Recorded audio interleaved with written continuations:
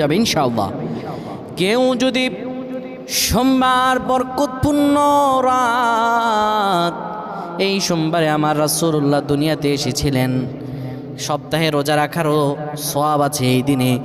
কোনো ব্যক্তি যদি সোমবারে ঈশার নামাজ পড়ে সুন্দরভাবে ওযু করে কিবলামুখী হয়ে বসে ইয়া যাল জালালি ওয়াল ইকরাম 100 বার পড়ে, 30 বার দুরূদ শরীফ পড়ে, 3 বার সূরা ইখলাস পড়ে, 3 বার সূরা ফালাক, 3 বার সূরা নাস পড়ে, 10 বার দুরূদ শরীফ পড়ে, আল্লাহর কাছে কোনো দোয়া করে, আমার রব্বুল আলামিনের কাছে দোয়া করতে দেরি হবে, কিন্তু আমার রব আল্লাহ রব্বুল আলামিন দোয়া কবুল করতে দেরি করবেন না।